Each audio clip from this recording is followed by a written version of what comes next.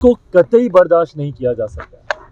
UP Bihar के लोगों को फर्जी कहना, ये कहना कि ये लोग फर्जीवाड़ा करते हैं, आके पहचान पत्र बनाते हैं, किस तरीके की सोच है ये।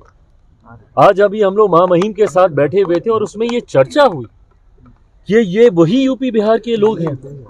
अगर एक दिन अगर ये लोग कार्य ना करें तो कहीं ना कहीं देश की गति थमने पर आ जाएगी। इतना महत्वपूर्ण योगदान है। और ये किस तरीके की बांटने की सोच है। क्या चाहते हैं पूर्व मुख्यमंत्री अरविंद केजरीवाल जी कि भारत में अब ड्यूअल सिटीजनशिप लागू कर दी जाए क्या आप देश के नागरिक अलग और राज्य के नागरिक अलग। ये देश की वो राजधानी है जहां पे देश भर से लोग आते हैं।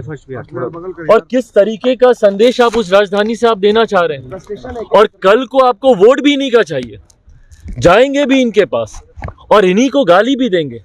ये वही सोच है जो कि महाराष्ट्र में भी एक राजनीतिक दल था जो महाराष्ट्र में बिहारियों के ऊपर लाठी चलाने का काम करता था। और आज उद्धव ठाकरे जी की पार्टी और आज वही सोच को अरविंद केजरीवाल जी, ये पूरी तरीके से फ्रस्ट्रेशन है इनकी। जिस तरीके से आज एनडीए गठबंधन को हर सर्वे में बढ़त मिल रही है, जिस तरीके से एक बात है कि पिछले 10 सालों में लगातार इनकी सरकार होने के बावजूद ये अपने वादे पूरे नहीं कर पाए। कौन कौन से देश से तुलना की थी कि दिल्ली को ये बना देंगे, क्या क्या कहा था कि दिल्ली की सड़कें कैसी कर देंगे तो पानी कैसा वहाँ का हो जाएगा। आज भी जाके देखिए वहाँ के नलों से गंदा पानी, आज भी जाके वहाँ की सड़कों के हालात देखिए, वहाँ का इंफ्रास्ट्रक्चर देखिए। हकीकत है ना इनसे पंजाब संभला ना इनसे दिल्ली संभला। और दिल्ली के लोगों ने इस बार बदलाव का मन बना लिया। अगर इनको बार बार यही शिकायत करनी है कि एलजी हमारा साथ नहीं देता, अगर इनको बार बार यही शिकायत करनी है कि केंद्र सरकार से हमको साथ नहीं मिलता, इससे पहले तो किसी सरकार ने ये शिकायतें नहीं की थी। और इन्होंने सिर्फ ये बहाना बना लिया काम नहीं करने का। तो जब आपको काम करना ही नहीं है और आप यही कहते हैं कि भाई केंद्र से हमको समर्थन नहीं मिलता, एलजी हमको समर्थन नहीं देती, तो माइट एज वेल दिल्ली की जनता इस बार उसी सरकार को चुने ना जिसका समर्थन एलजी देंगे, जिसका समर्थन केंद्र सरकार को भी जिसका मिलेगा। और जिनको बहुत खूबसूरत शब्दों में हमारे प्रधानमंत्री जी डबल इंजन की सरकार कहते हैं। इस बार ये बात तय है कि 8 फरवरी को जब परिणाम आएंगे तो दिल्ली में डबल इंजन की सरकार होगी। भाजपा के नेतृत्व वाली एनडीए की सरकार दिल्ली में बनने जा रही है, इसमें कहीं कोई संदेह नहीं। बीपीएससी के मुद्दे पे भी बात हुई क्या? शुरुआती दिनों में ही तेजस्वी यादव ने कहा कि इस साल बिहार में एनडीए की विदाई। अच्छा सुनिए ना, इनकी ये आदत बन गई, आप इनके बयान निकाल के देख लीजिए। लोकसभा के वक्त क्या बोलते थे, सुपड़ा साफ हो जाएगा, खाता नहीं खोल पाएंगे। हर चुनाव में वही रटी रटाई बातें। परिणाम क्या होते हैं? अभी उपचुनाव में परिणाम दिख गए ना इनको। हाँ, 4 सीटों पे उपचुनाव हुए, 100% स्ट्राइक रेट रहा एनडीए का। क्या हो गया भैया? ऐसे जिनको ये अपना गढ़ मानते थे, जहां पे अपना आधिपत्य ये मानते थे कि भाई कुछ हो जाए, बेलागंज जैसी सीटें, ये सारी सीटें हम लोग कभी जीतेंगे नहीं। वहां पे वो कौन सी सीट, वो जो पांडे जी की थी, वो जीता हुआ था, तरारी वाली सीट। ये तमाम सीटों पर ये लोग मान के चलते थे कि ये हमारे पॉकेट की सीटें हैं। क्या हो गया भैया? 4 सीटें हार गए। और ये एनडीए की ताकत है। जिस तरीके से एनडीए के 5 दल हैंड एंड ग्लव की तरह मिलकर कार्य करने का काम कर रहे हैं। आप सबने देखा, लगातार हमारे प्रदेश अध्यक्षों की बैठक हो रही है।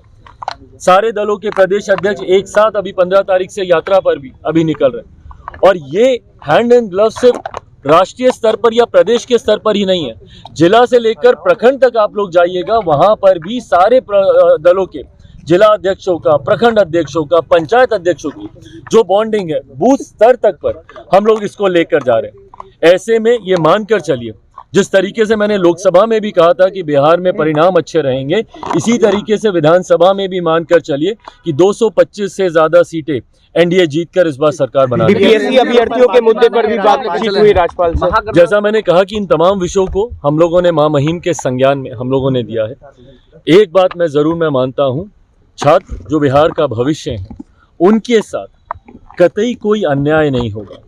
हमारी बिहार की एनडीए की सरकार, हमारे मुख्यमंत्री नीतीश कुमार जी और तमाम घटक मिलकर इस बात को सुनिश्चित करने के लिए, उनके सुझावों को लेकर, तमाम विषयों को लेकर इस बात को सुनिश्चित किया जाएगा कि उनके भविष्य को लेकर किसी छात्र के साथ कोई अन्याय ना हो। महामहिम राज्यपाल जी से आज मुलाकात हुई। सर्वप्रथम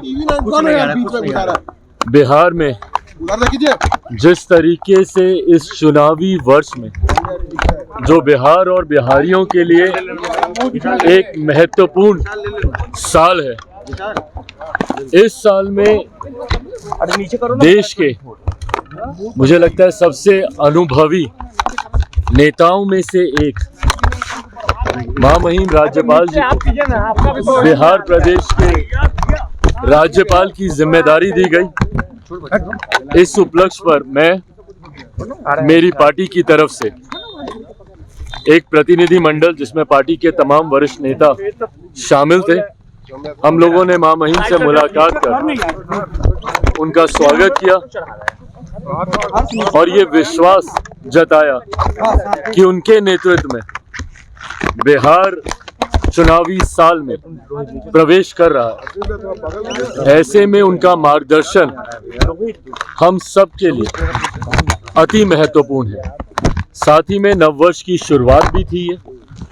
नववर्ष की भी शुभकामनाएं महामहिम को पार्टी के तमाम नेताओं के द्वारा दी गई और इसी के साथ कई ऐसे बिहार से जुड़े हुए विषय हैं जिसकी जानकारी महामहिम के संज्ञान में हम लोगों ने देने का हम लोगों ने काम किया। कुल मिलाकर ये पहली औपचारिक मुलाकात लोक जनशक्ति पार्टी रामविलास के नेताओं की महामहिम के साथ थी। बहुत खूबसूरत ये मुलाकात रही। महामहिम के संबंध व्यक्तिगत तौर पर भी मेरे परिवार के साथ लंबे समय से रहे हैं। मेरे नेता मेरे पिता आदरणीय रामविलास पासवान जी ने दोनों ने साथ मिलकर भाइयों की तरह कार्य करने का काम किया। एक ही कैबिनेट का दोनों हिस्सा रहे। कई उतार चढ़ाव राजनीति के दोनों ने साथ मिलकर देखे। मैं बच्चा था तब से इनके साथ मेरा परिचय रहा है।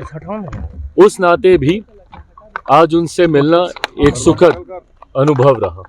सर, ये चिराग जी राजद के विधायक है आलोक मेहता, उनके 16 ठिकानों पर ईडी की रेड चल रही है। भाई देखिए, मैंने हमेशा इस बात को कहा है, जितनी भी जांच एजेंसीज हो, ईडी हो, सीबीआई हो, आईटी हो, जितनी भी ये एजेंसीज हैं, अगर आपने कुछ गलत नहीं किया तो आपको डरने की जरूरत नहीं।